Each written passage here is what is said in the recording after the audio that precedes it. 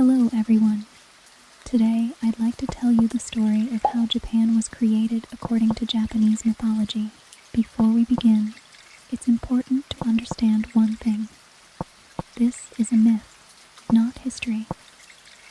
Just as Greece has stories about Zeus and Athena, and Scandinavia has stories about Odin and Thor, Japan has its own ancient myths that explain the origins of the world, the Japanese islands, and even the imperial family. These stories were first written down over 1,300 years ago in two ancient books called the Kojiki and the Nihon Shoki. Let's begin.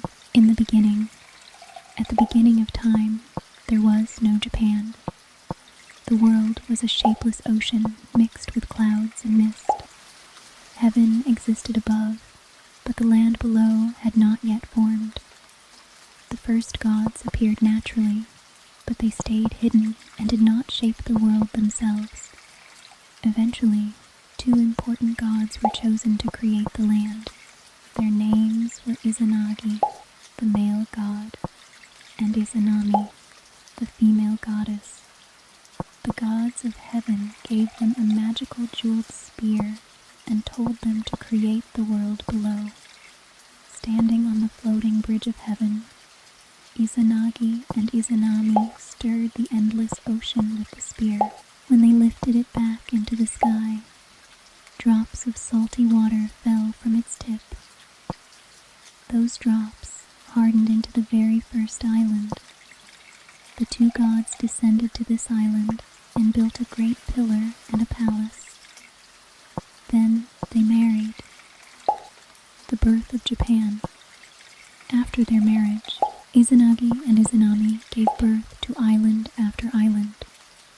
These islands became the land we now know as Japan.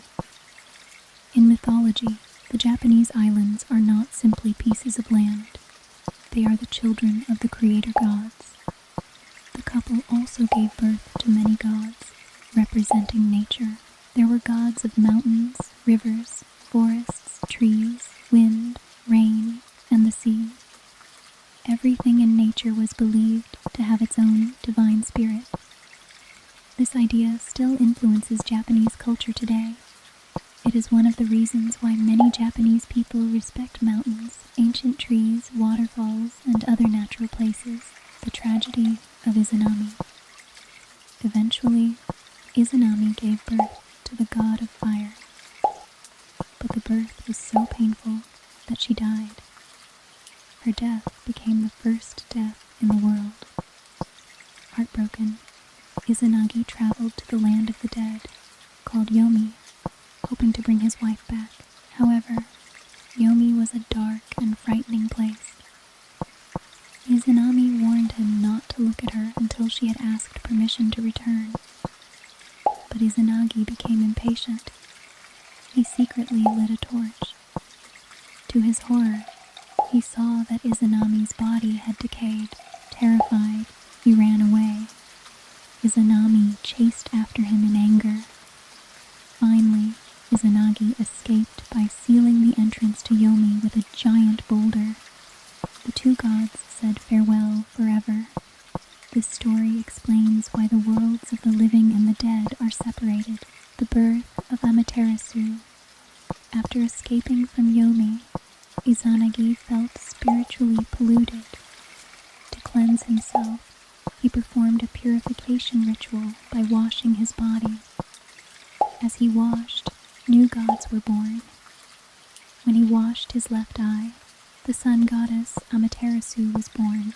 When he washed his right eye, the moon god Tsukuyomi appeared. When he washed his nose, the storm god Susanoo was born. These three became some of the most important gods in Japanese mythology. Among them, Amaterasu became ruler of the heavens. She is considered the most important deity in Shinto, Japan's traditional religion. The story of the sun disappearing. One of the most famous stories involves Amaterasu and her younger brother Susanoo. Susanoo was wild, emotional, and destructive. One day, he became so violent that he destroyed Amaterasu's rice fields, frightened her servants, and caused chaos throughout heaven. Amaterasu became deeply upset. She hid herself inside a cave.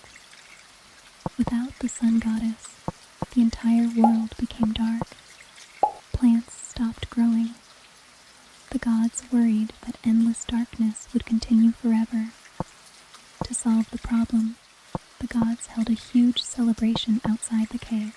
One goddess began dancing so joyfully that everyone laughed loudly. Curious about all the excitement, Amaterasu peeked outside. The gods held up a beautiful mirror. When she saw her own shining reflection, she stepped out of the cave. At that moment, the gods quickly blocked the entrance. Light returned to the world. This story symbolizes the return of sunlight after darkness and reminds people that joy and cooperation can overcome difficult times. The mirror used in this story later became one of Japan's imperial treasures, the grandson of the sun goddess. Many generations later, Amaterasu decided that the human world should be ruled by her descendants. She sent her grandson, Ninigi no Mikoto, from heaven to earth. He carried 3 sacred treasures: a mirror representing wisdom and honesty, a sword representing courage, and a curved jewel called a magatama, representing compassion and authority. According to Japanese mythology, these treasures became the symbols of the Japanese emperor, the first emperor. Several generations after Ninigi, his descendant Emperor Jimmu became the first emperor of Japan. Traditional mythology says he founded Japan in 660 BC. Although modern historians do not consider this a historical event, the story has been an important part of Japan's cultural identity for centuries. According to the myth, the Japanese imperial family traces its ancestry back to the sun goddess Amaterasu. This is one reason why the emperor has traditionally been respected as a symbolic figure connected to Japan's oldest traditions. Today, most Japanese people do not believe these stories literally.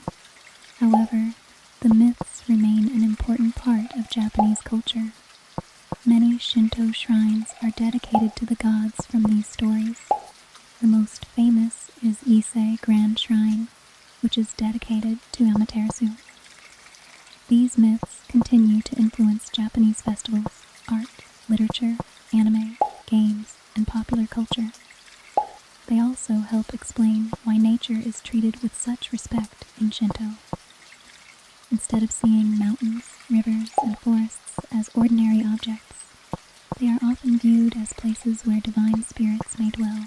Conclusion: the story of Japanese mythology is not simply about the creation of a country. It is a story about family, nature, life, death, light, and hope. Whether people believe the myths or not, they have shaped Japanese culture for over 1,000 years and continue to inspire people today. Thank you for listening.